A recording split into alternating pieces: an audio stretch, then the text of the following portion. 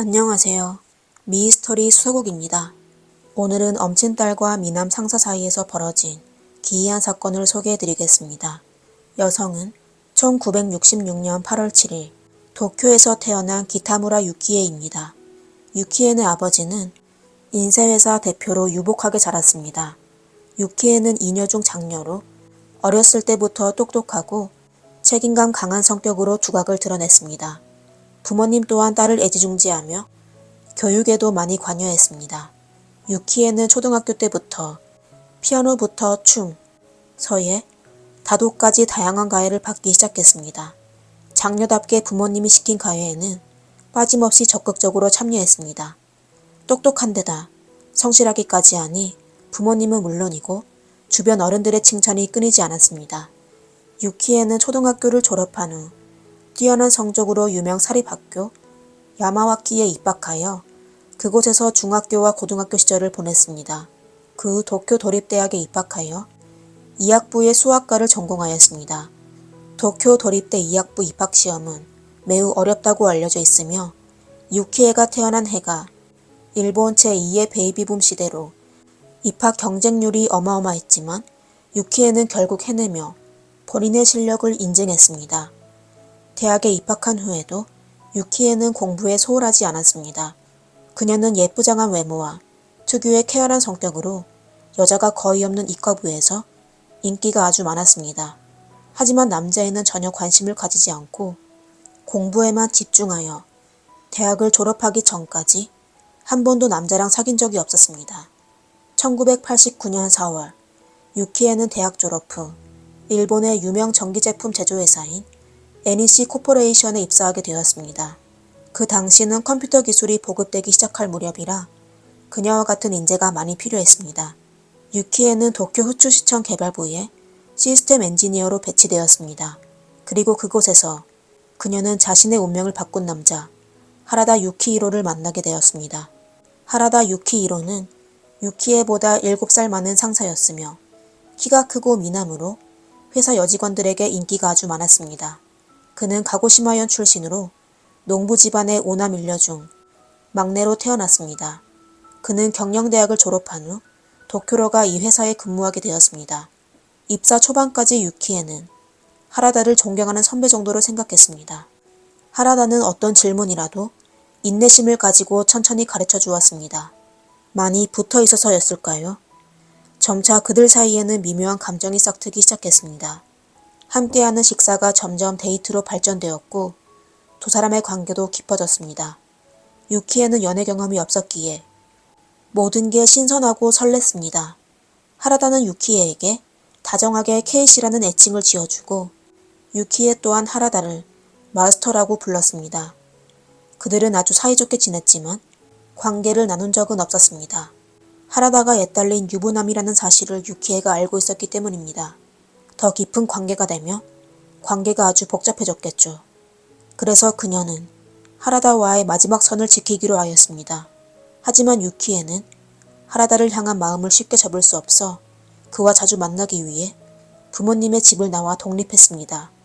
그녀는 하라다가 살고 있는 히노시에서 아파트를 임대하여 혼자 생활하기 시작했으며 하라다와 결혼할 생각까지 하였습니다. 매년 8월 불꽃놀이 축제가 열렸습니다.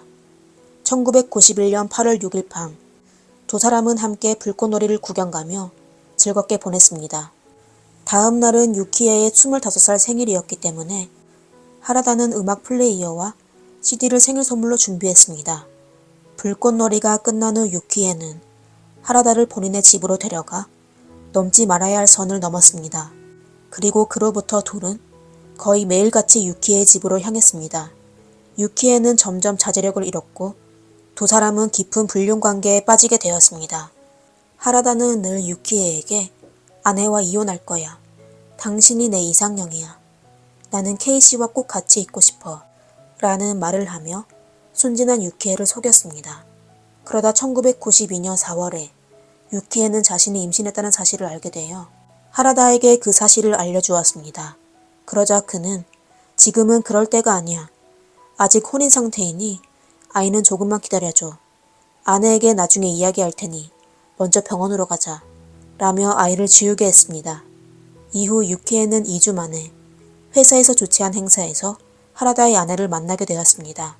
하라다의 아내는 하라다보다 1살 어린 쿄코라는 여성이었으며 배가 부풀어 올라 만삭 상태였습니다.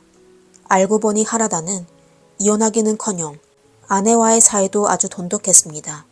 유키에는 그 사실에 충격을 받아 울음을 참을 수 없었지만 그럼에도 여전히 하라다와 헤어질 생각을 하지 않았습니다. 그러던 중 하라다의 아내가 출산을 앞두고 친정으로 돌아가자 이때다 싶었던 하라다는 곧바로 유키엔의 집에서 동거를 시작했습니다. 아이를 지운 아픈 경험이 있는 유키엔은 하라다에게 다시는 병원에 가고 싶지 않다며 피임을 요구했지만 하라다는 핑계만 둘러댈 뿐이었습니다. 하라다는 유키에와 함께 있기 위해 내년엔 꼭 이혼하고 당신과 결혼할게. 회사를 그만두고 우리 같이 사업하자. 라고 자주 말했습니다. 그리곤 얼마 지나지 않아 하라다의 아내는 둘째를 출산했습니다. 유키에는 하라다가 아내와 이혼할 것이라고 믿었지만 그런 일은 일어나지 않았습니다.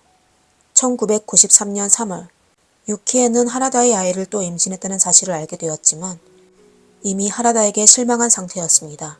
이번에 그녀는 하라다를 찾아가지 않았습니다. 그녀는 하라다가 아이를 원하지 않을 거라는 걸 알고 있어 혼자 병원으로 향했습니다.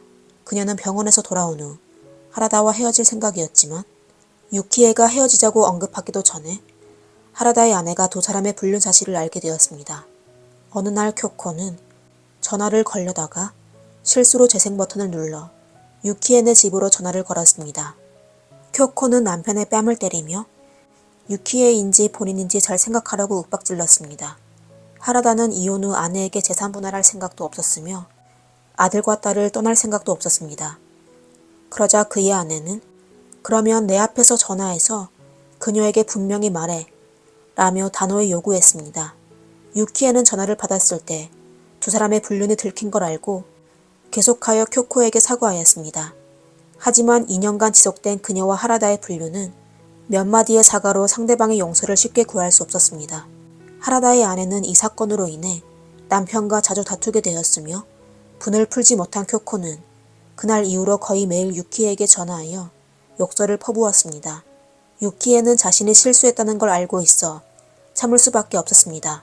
이렇게 그녀는 정신적인 스트레스로 인해 일에 집중할 수 없었고 생활에도 영향이 가 식욕도 없어져 단기간에 체중이 급격히 빠졌습니다. 그러다 어느 날 쿄코가 또 유키에게 전화하여 나 좀 봐. 난 아이 둘을 낳았어. 너 같은 년은 애 가질 자격도 없어. 라고 꾸짖었습니다. 그녀의 말은 유키에를 분노하게 만들었습니다. 그녀는 상대방이 무슨 말을 하든 계속 참아왔습니다.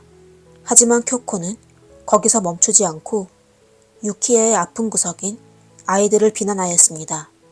유키에는 더 이상 참을 수 없었습니다. 그녀는 쿄코에게 복수하여 그녀도 무언가 잃어버린 감정을 맛보게 하려고 했습니다. 처음 유키에는 하라다와 함께 이 세상을 떠나고 싶었지만 곰곰이 생각해보니 그녀가 처음으로 병원에 갔을 때 하라다의 아들이 곧 태어날 때여서 세상에 만약 영혼이 있다면 어쩌면 그녀의 아직 태어나지 않은 아들의 영혼이 하라다의 아들이 됐을지도 모른다고 생각하여 그녀의 아들을 데려가는 건 어떨까? 라고 생각했지만 결국 모든 걸 포기하기로 하였습니다. 1993년 12월 14일 아침 유키에는 하라다의 집 근처로 갔습니다. 6시 30분경에 그녀는 쿄코가 운전하여 하라다를 역까지 바래다 주는 걸 보게 되었습니다. 10분 내로 귀가할 것이라고 예상한 유키에는 휘발유를 들고 전에 몰래 복사한 열쇠로 하라다의 집 문을 열었습니다. 또 지문을 남기지 않기 위해 손수건으로 문고리를 잡았습니다. 얼마 지나지 않아 하라다의 집에는 불이 퍼지기 시작했습니다. 유키에가 뛰쳐나가자 곧바로 폭발이 일어났고 현장에는 운동화 한 켤레만 남았습니다. 그 당시 집에는 하라다의 6살 딸 아사미와 갓 돌을 보낸 아들 유타로가 자고 있었는데 쿄코가 집으로 돌아왔을 땐 모든 건 이미 늦었습니다. 유키에는 사건 이후 도망치지 않고 계속 회사를 다니며 히노시에서 생활하였습니다. 경찰은 하라다 부부의 자백을 토대로 이 사건이 유키에와 관련이 있을 거라고 판단하고 몰래 유키에를 조사하기 시작했습니다. 사건 발생 2주 전 유키에는 휘발유와 기름통을 사러 하치오지시의 한 주유소를 방문했습니다. 사건 발생 당시 부상을 입은 유키에는 가와사키시에 있는 병원으로 가 치료를 받은 적이 있었습니다. 여러 단서를 확보했지만 유키에를 체포하기에는 충분하지 않았습니다. 그러다 1994년 2월 5일 경찰은 유키에의 부모님 집을 찾아갔습니다. 경찰은 유키에의 아버지 기타무라 가이치로에게 유키에가 2달 전 발생한 사건의 방화범일지도 모른다고 말하며 그에게 딸을 설득해 자수하게끔 설득해달라고 조언했습니다.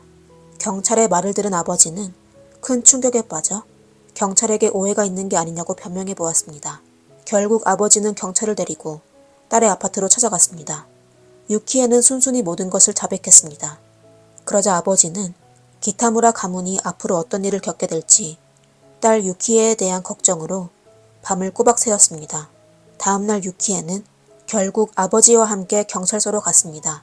2001년 7월 17일 유키에는 종신형을 선고받았습니다.